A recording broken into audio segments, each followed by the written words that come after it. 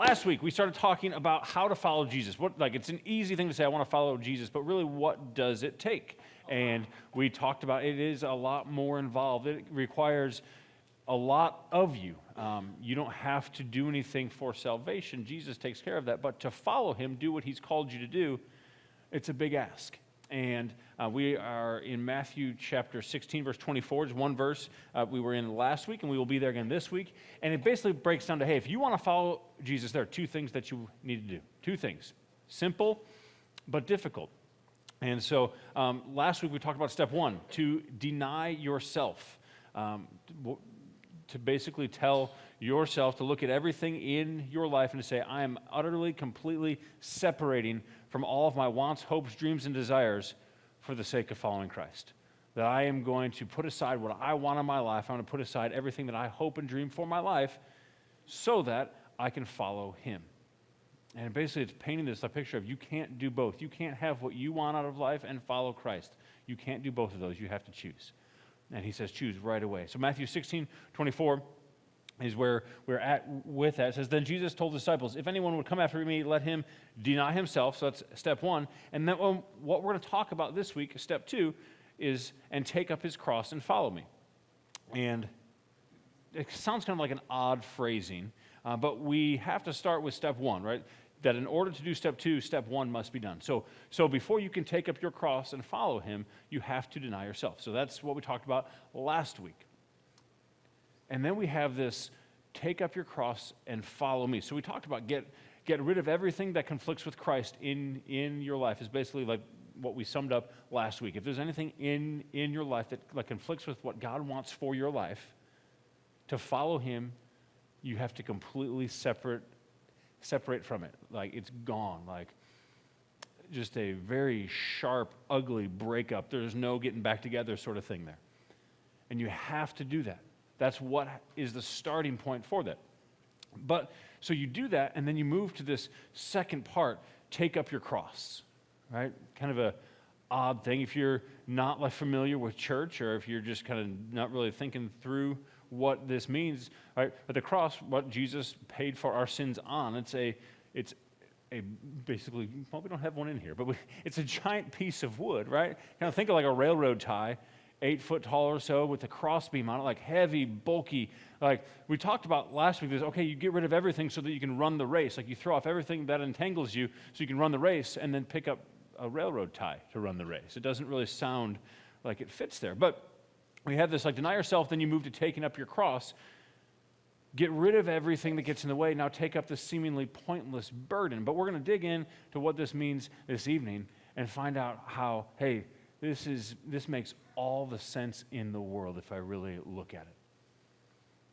Because he's saying, hey, get rid of the things of you and take on the things of Christ. And so we're just going to walk through. I mean, again, we're not going to take a long time. We got 20 minutes left at the most, according to the time we told Turner, so keep that in mind, okay? But we're just going to look at these individual parts of this. So we have take up your cross, or take up his cross. So take up. What does it mean to take up? If you take something up, don't overthink this. Oh, there you go, right? Yeah, pick it up, right? I have this conversation with my children multiple times a day. Pick up your shoes and put them away. Whose towel is this? Put it away. Why is this out? Pick it up, put it away. It's an active choice, right? It's like, even though my children say, I don't know how that got there. Well, you put it there. You put it down. That Pokemon card did not just get up, walk, and like lay itself in the middle of the living room floor. I'm pretty sure Barrett fixed that. If it did, there'd be some wizardry involved. I don't want to get into that. But all right, so it's like, you are actively choosing, and there are times where I'll tell my kids, pick that up, and they say, okay.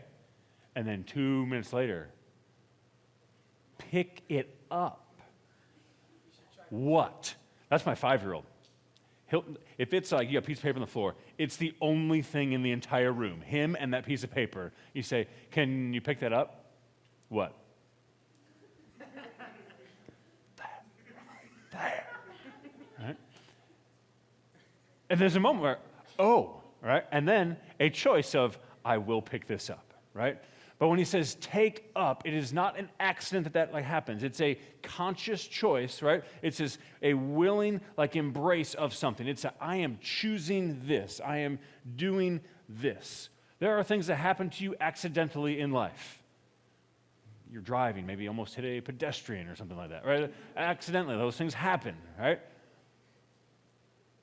But there are things that you choose to do. When I was a freshman in high school, my mom said, hey, stay at the school, I'll come and pick you up. But I decided with a couple of guys on the football team, we're going to walk up to Subway and go do that. I actively chose to do the walk to Subway. And my mom just happened to be driving by that road at that moment. And they're like, get in the car now. Right. Of course, you gotta eat fresh. It's true. That's true. I should have told her that. She probably would have had zero punishment whatsoever, right? But you actively choose things that you do with your life. And so what this is saying is, hey, you've gotten rid of everything else.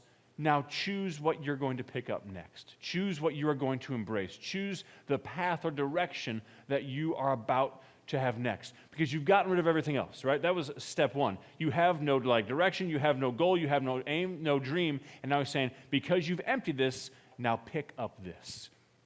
Right? Embrace this. Grab onto this. This becomes your thing. It's a conscious choice to do something. And so we have take up and then his cross, or if you look in Luke, there's a command to take up your cross, right? And so there's a personal side of that as well, right? Take up, right? Actively choose this. It is your thing, right? It's not like, okay, I'm going to do this. It's not really, I don't have a personal tie or connection to this. It's a personal bond that is there. And it's a call to say, hey, you're going to pick this up and make it your own, right? There's a lot of good things about your generation, a lot of good things, but there's some bad things, right? I think most of you would agree you guys don't commit to things a lot, right? You could have zero plans going on, and someone says, hey, do you want to do this tomorrow? Less than 24 hours. Yeah, probably. You got nothing going on. It could be hey, do you want to go collect $1 million with me tomorrow? And I think some of you in this room would say, maybe, I'll have to see what's going on. Nothing's going on. You're just, I'm hesitant to personally attach myself to this, right? And so this is hey, you will attach yourself. It is personal. It is connected to you. Take up right? This is yours. You're owning this. You're taking ownership of it. When you own something, you have responsibility for it. You care about it. When I first got married, I lived in an apartment, and if something happened to the apartment, it wasn't a huge deal. It was renting. Oh, that stinks for the landlord, right? But now that I'm a homeowner, I bought a dishwasher the other day. Have you ever spent hours comparing dishwashers? You shouldn't, right? But it's personal, right? It's this is my dishwasher. If it breaks and floods my kitchen, right, this is not good. Ownership creates more connection to it. And so when Jesus is saying, hey, take up this, and it's yours, it's part of you, he's saying, be invested in this. Choose to be invested in this. All right? So we got this, take up your, and then cross, right? What is the cross? Anyone got a cross necklace on or anything? Golden earring, anything like that? Okay, what I'm about to say, don't take this personally, right? We've kind of diluted the meaning of the cross, right? It hangs in, your grandma may knit it, or Jade may knit it. I don't know, a lace doily or whatever with a little cross in it, little just saying in cursive, oh, that's cute.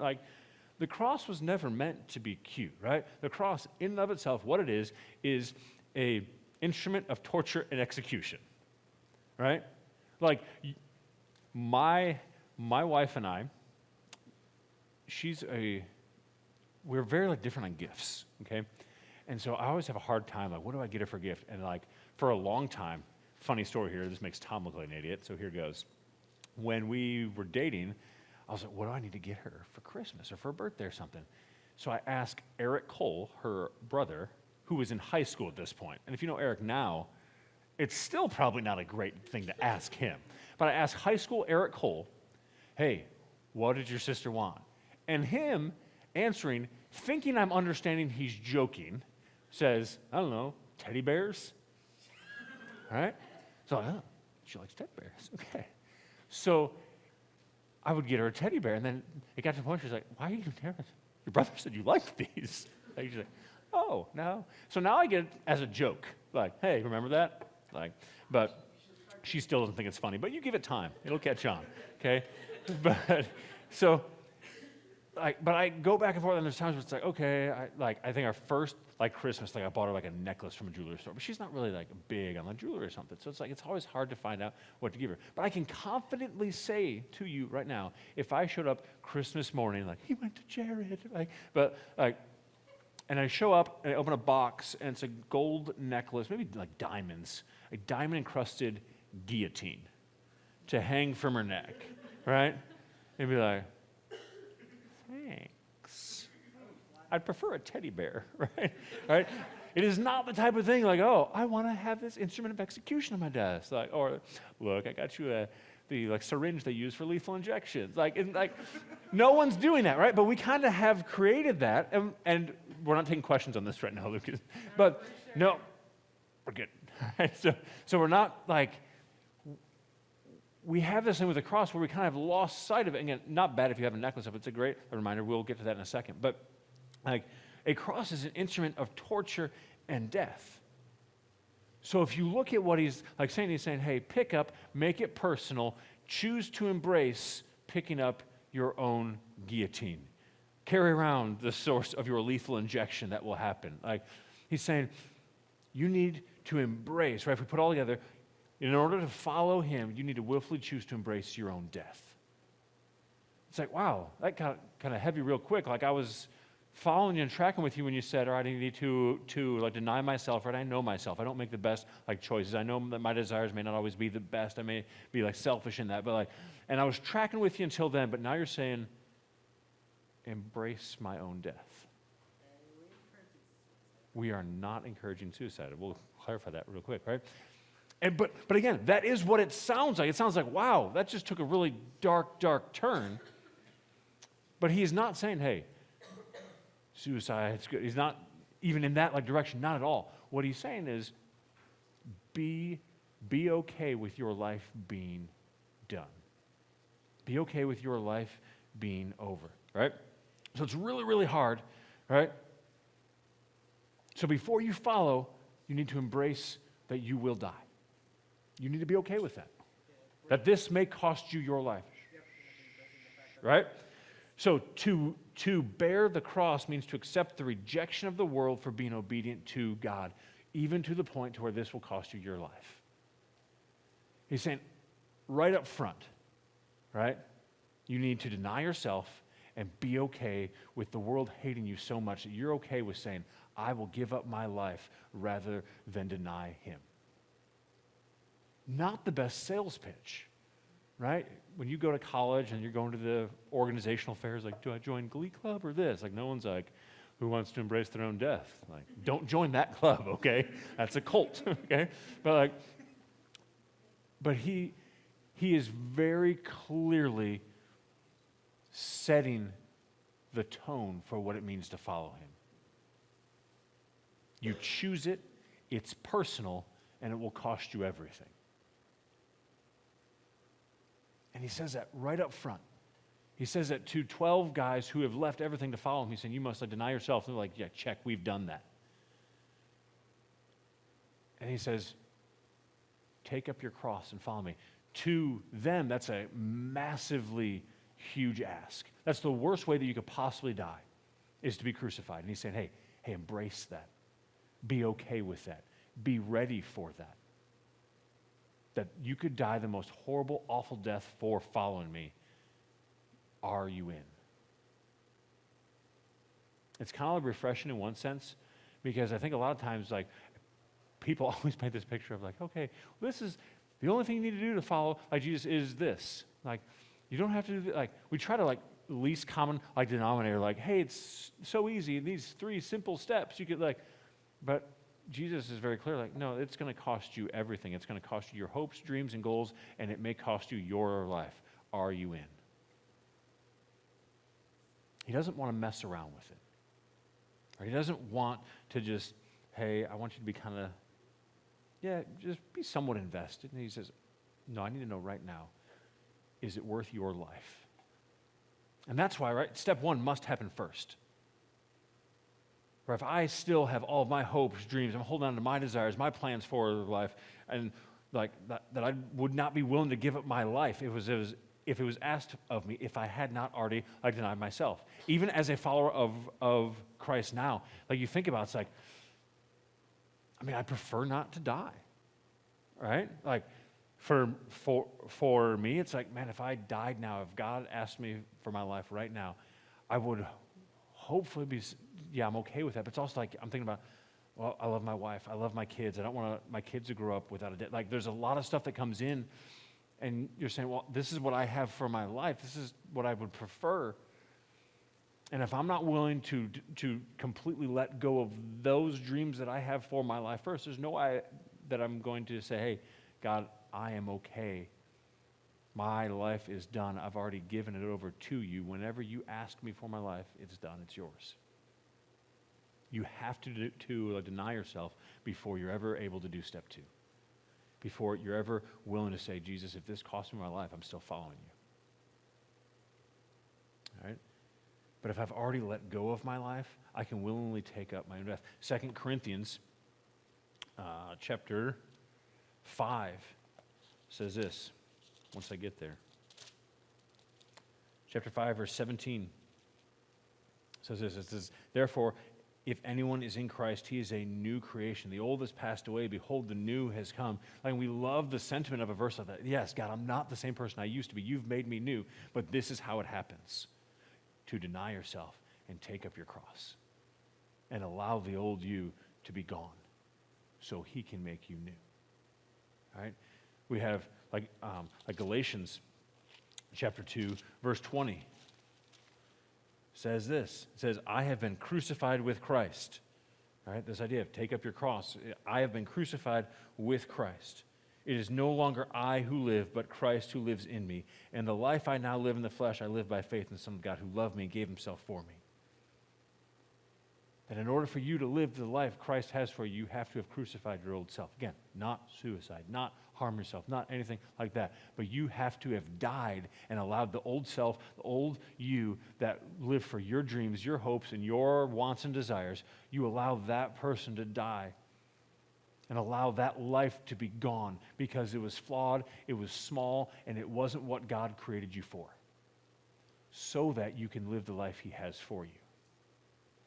See, we can look at this and say, wow, it's pretty dark, dreary, all about death. And no, it's all about life. But for you to have the life that he wants you to have, you have to let go of the measly life that you were living for. All right, so I deny myself, right? Okay, God wants me to do that. I have to be willing to lose everything for the sake of following him. And I understand that it may cost me my life. And I'm in. Okay, I get that. God, I understand. I'm going to deny myself. I'm willing to take up my cross. I'm willing to embrace my life being done so I can follow you, right? I'm good with that. And because I know I need to run this race well. We talked about last week, we throw off everything that entangles us so that we can run the race. Okay, I get that. I have my hopes and dreams. It's like I'm carrying a backpack full of stuff that I don't need, and it weighs me down, it slows me down, and when I get rid of that, I'm free to run the race. But then he says, now pick this up. Why would I take it up? It seems like it would be an unnecessary burden. Or I die to myself, but why carry an unnecessary burden? It seems to contradict what he's saying. And I think we need to understand that maybe the burden is absolutely necessary to follow Christ. Because you can look at Matthew chapter 11, verse 30, and he says, my yoke is easy and my burden is light. That's when he's talking about, hey, to follow me, to live the life that I've called you to, there's a burden to it and a yoke, right? Does anyone know what a yoke is? It's not eggs. Both Hannah and Lucas, you can correct her if she's wrong, but don't try to mansplain anything. All right, go ahead. A yoke is generally a tool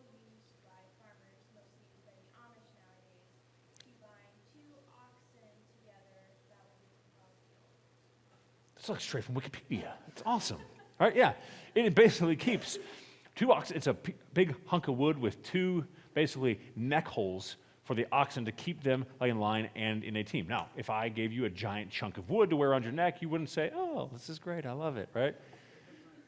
Yeah, but this is the picture that he's like painting, right? He says that my yoke is easy and the burden is light, that it's not like, hey, this weighs me down. Like there's certain things, right, that they just wear you out. There's also things that invigorate you. And he's basically saying, hey, there's a burden to following me, but it's the burden you were made for. Right?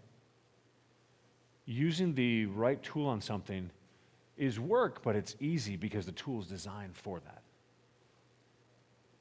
When I was building my deck with Eric Cole, Tyler Scribonia was a part of that too. We had to dig holes in my backyard. I'm too cheap to rent like the auger that does it in like 7 seconds. So I was like, oh, we got a shovel. We can do this. It's June. It can't be that hot. So in my backyard, we got 5 of the 6 holes dug. And then we got about a foot down and just hit rock in this last hole. And of course, you've been digging the whole day. You got like blisters on your hands. And so it's like, okay, we got to break this up. So we had a maul, which is basically, think of like a sledgehammer with a slightly pointed edge, right? And we're just beating the tar out of this rock and like chipping it off little by little. It is, well, it got blunt real quick, yeah. And so thankfully, my neighbor, Kevin, looks up and goes, what are those idiots doing, right? And so he brings up, it's called a breaker bar, basically a 45, 50-pound steel bar with a wedge in the bottom. And so it's for breaking things up, kind of like probably the Amish would use, maybe, I don't know. All right, and so he brings this up, and we start to use it, like, oh, this is going great. But here's the thing, we're going through rock that's like that thick. So after a while, your grip is not even there, and we're basically just kind of throwing this thing down. And like, it was a low moment for all of us, right? And about an hour into this last hole, I'm thinking, it would have been a pain in the butt to rent that auger, but I really wish we had it right about now. Right? I wish I had the right tool for this. Why? Because breaking a rock with a steel bar is not exactly the way it was meant to be done. I could have rented a jackhammer with like hydraulics on it and just blown right through that thing. Probably lost a few teeth in the process, but it would have been awesome.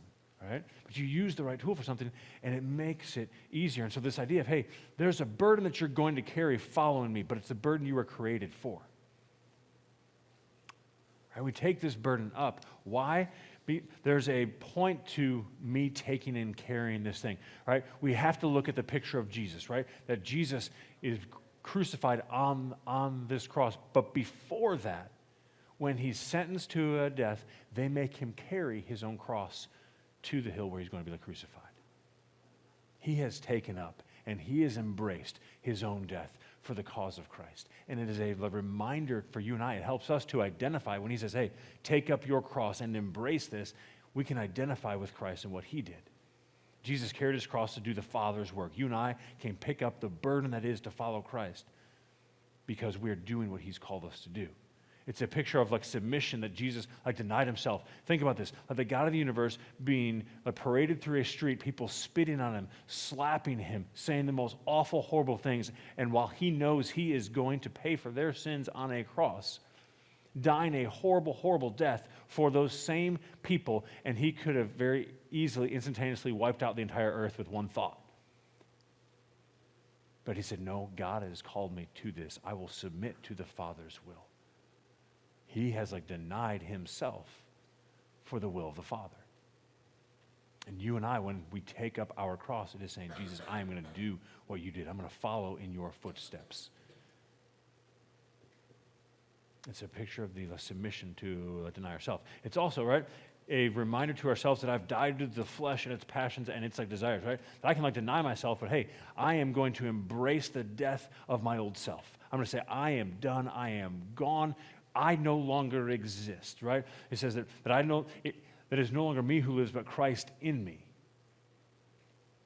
Right? Now, I don't recommend you daily pick up a railroad tie and drag it to school. So, I'm just dying to myself today, everybody, right? It'd be weird and scuff the floor and people would not be happy.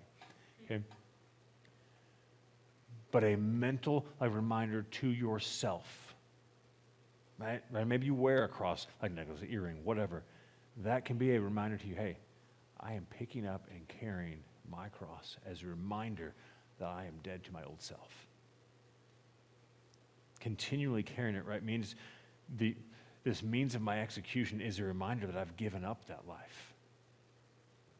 That that's not who I am anymore. That I have been made new. But in order to be made new, I have to get rid of the old. Thirdly, right, I have been invited to take up a new purpose, right? There's the get rid of the old you. Awesome.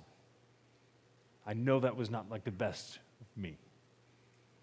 But to not take anything up, right? Have you ever had the thought that, wow, heaven's going to be really boring and lame because it's like you're just standing around and singing? I have. But it's because we have this thought of, I have to get rid of all the bad in my life, everything that's not of God. But we don't ever get to the part of, now take up the purpose he has for your life. It's okay, I've gotten rid of all the bad, now I just sit here waiting bored. No, there's a new purpose that you have been invited to. Yes, I died to myself, take up this new purpose and this new direction for my life. Right? Jesus changes everything. Right? Everything is changed by him. And the cross is a reminder of that. Right? So we have this thing that it's this form of execution. Right? It's the worst, horrible way to kill somebody. Like, you reserve it for the people you really want to send a message on. Like, it's not like, hey, that guy just like jaywalked.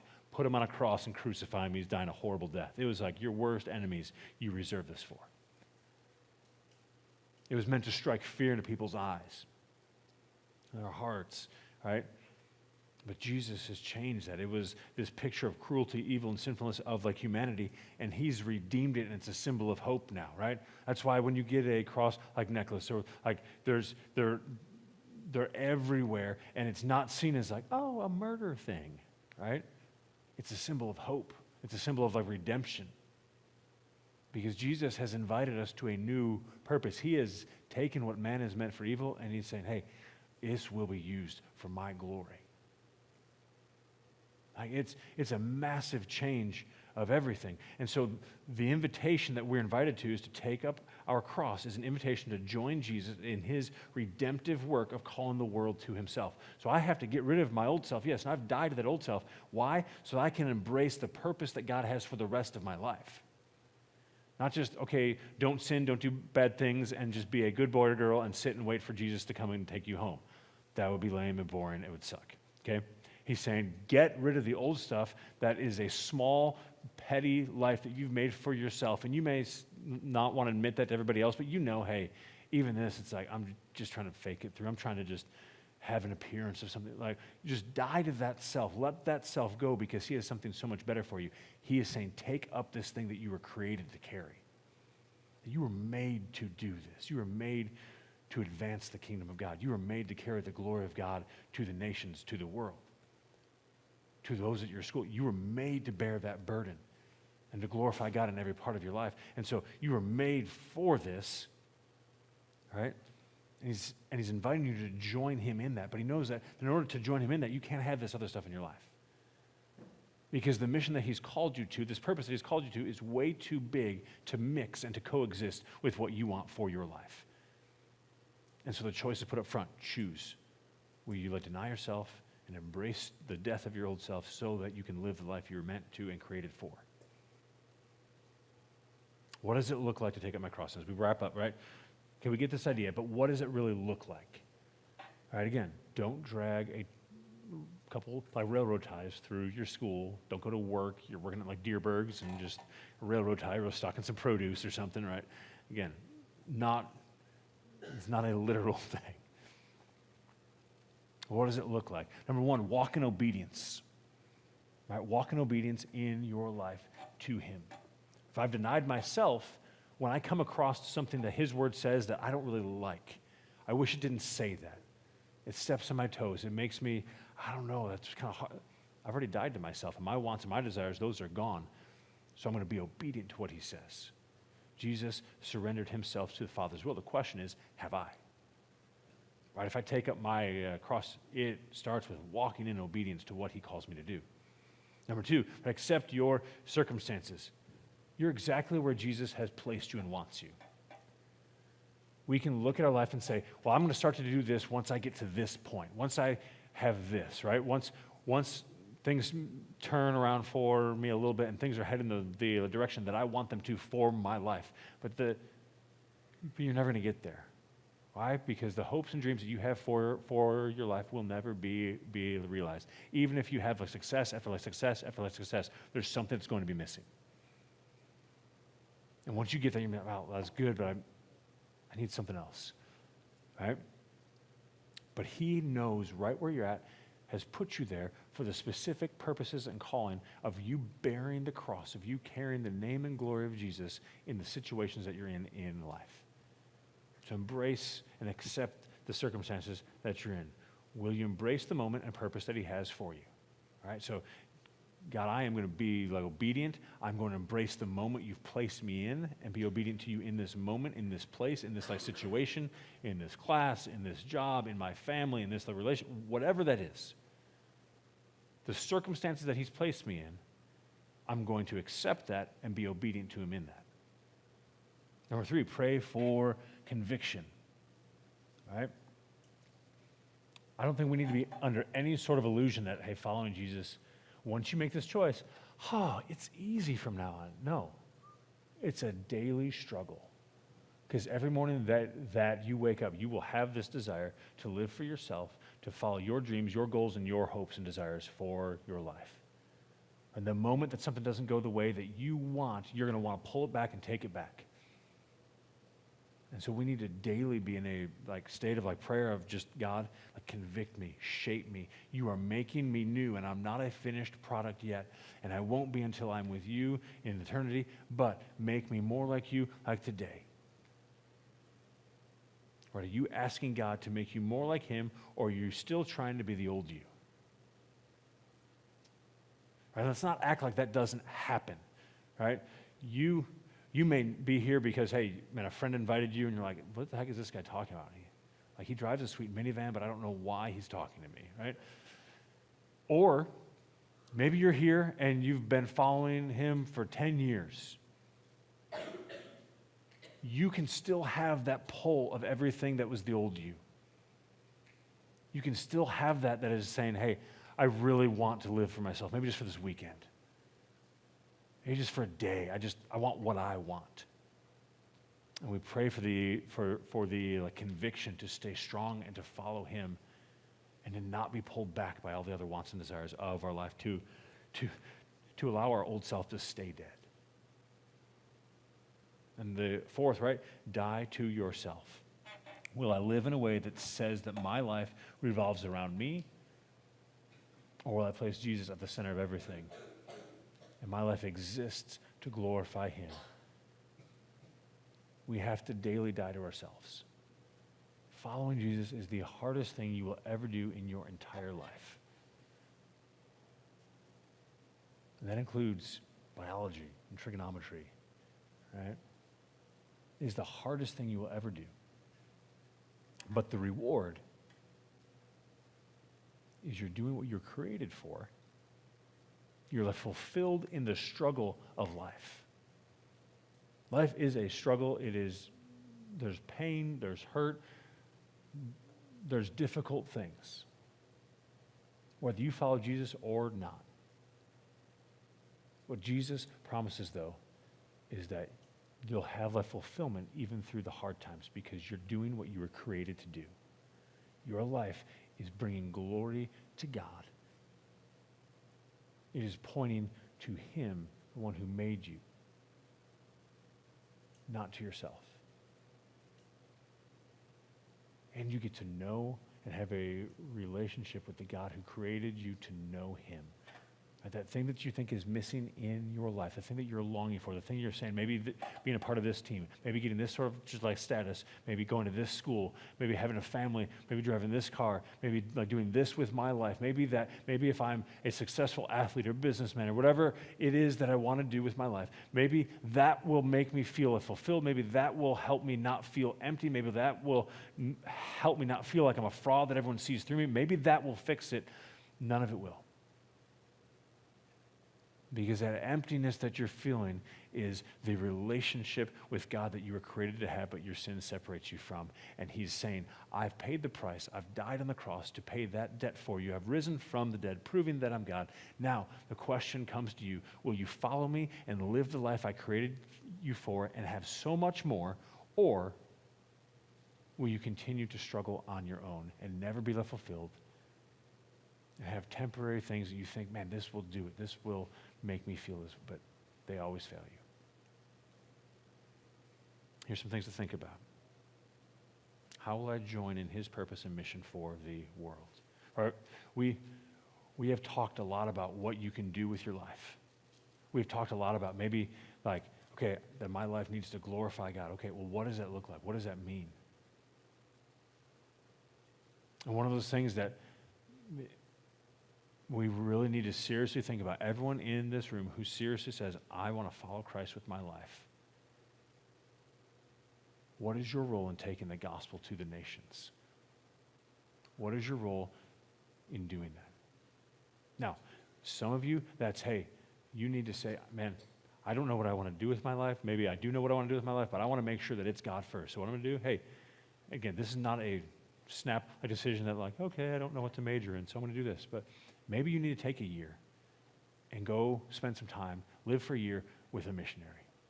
Go and spend like a year with our missionaries down in like Brazil, going up and down the Amazon, taking like the gospel to people and see what God has for you there. Like maybe you just need to say, God, this next year is yours. You take me, send me wherever you want. I'm going to live in a hut in like West Africa. And I think at times we say, well, that seems extreme. Yeah, but Jesus calls us to some pretty extreme things. And that doesn't mean you're going to spend your entire life there, but maybe it's you are going to get on a plane, at least start with, I'm going to get a passport, so if God calls me somewhere, I'm ready to go. But also at the very same time, it's, man, I'm looking at what the career I'm going to do, what job. What I don't look for is, what's the paycheck? What's the benefits? What's the status that goes with this? What I need to look at is, what has God gifted me with? All right? What are the passions that he's put on my life? What are the things that he has given me that are like unique to me? And how does that like just impact the greatest need in the world of needing to know him? There are some of you that you're going to be a veterinarian. God has gifted you with that, and you can use that for the glory of God to draw people to him. Some of you are going to be in the business world. Some of you will be like teachers. Some of you are going to be like mechanics. Whatever that is, don't see your career as just it's a means to a paycheck. Your like career, your job, whatever that is a means to you accessing a group of people you would not have access to take the gospel and glorify God to them. But also God may be calling some of you to say, hey, I am going to move to the other side of the world. I am going to a hard place where the gospel has not been. And I'm going to go there. And it will cost me. But hey, I've already denied myself. I've already died and taken up my cross. What else do I have to lose? If I go there and they kill me for taking the gospel there, I've already embraced it. There's a softness in the church like today. Like, can we just be honest about that? There's a softness that says, I will follow Jesus as long as the coffee's decent and the building's a comfortable temperature for me to sit in. And no one sits in the seat I usually sit in. It doesn't have my name on it, but everyone knows it's where I sit, so they shouldn't sit there, right? And I will follow Jesus if the Bible study time is at a convenient time for me, and if they play the songs that I like, and the lights kind of make me feel nice and good, right?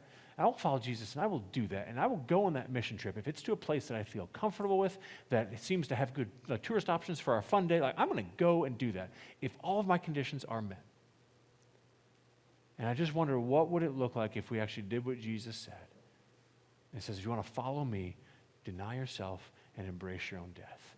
I think it'd look a lot like the people 300-400 years ago that said, hey, Jesus has called me to take the gospel to these people, so I'm going to pack up everything I own, not in my Samsonite roller bag. I'm going to pack it in a coffin.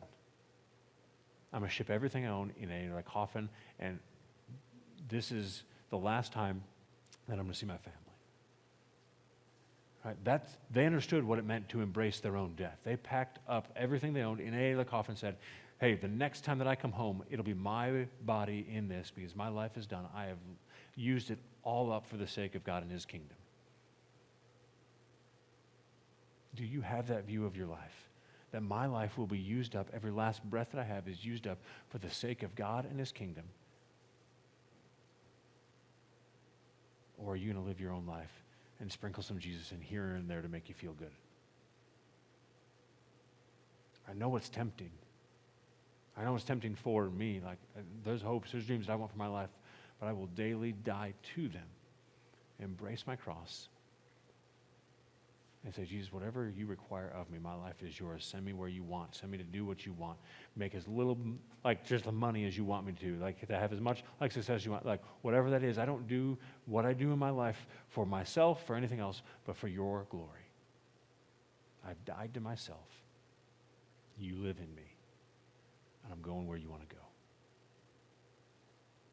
There's hard things. If you're in this room and you are saying, hey, okay, I've heard this, and I understand that. Every one of us has some hard choices that we need to make in our life. Because none of us are following him perfectly. There's always that pull to live for yourself. There's maybe a relationship that needs to end. Maybe you need to get serious about like what the priorities of your life actually are. You do not exist to drink Mountain Dew, play video games, and update your status. You're made for more. You're capable of more. God has changed the world through some young people that no one thought was ready to go, but they said, Jesus, I am dying to myself and I'm following you. What would happen if that was you? What would happen to your friend group, your family, your school, this world, if the 40 people in this room said, I am denying myself, and Jesus, I've embraced my own death. Wherever you send me, I am going to go. I had a phone call last story, promise, right? I had a phone call last week. I was talking to the missionary that we went to Sao Paulo, Brazil with, and his name's Pascal. He's an excellent dude. And he's now a pastor in butt crack of nowhere, just like Louisiana. Like, I mean, literally, he like tells me the town I put into like Google Maps, and you like zoom in, zoom in, zoom in. Like, that's an intersection. That's not a city. That's an intersection. Like, he's middle of nowhere, right? He was telling me, he's like, yeah, just God decided that I had some health stuff. We had to come off like the mission field, so I'm here. I hate it here. It's like, Pascal, you're the pastor of this church. You just started. He's like, yeah, I like told him, like, I don't want to be here. You guys don't care about your town. Like, he's a little bit raw in terms of like what he says. He's like, me and Amy, as his wife, are driving through and just, why are we here? Like, I just don't feel like that's like the best approach, Pascal. Like he said, why am I in this town? Right? But he said, this is where God wanted me to be. I'm not happy about it. I'd rather be on the mission field. But God called me here. He goes, my wife is more like spiritual like than I am. And she said, Pascal, when we were in Brazil, we were like surrounded by people that were Catholics and that had issues and that didn't care about stuff. He goes, yeah, you're right. He goes, what's different about this town? He goes, nothing, right? But God may call you someplace you don't like, you don't want to be, to a job or career that you don't think this is the best use of who you are. It's not the status you want to be to, but go where he calls you to. Go because you don't live for you. You've died to you and you live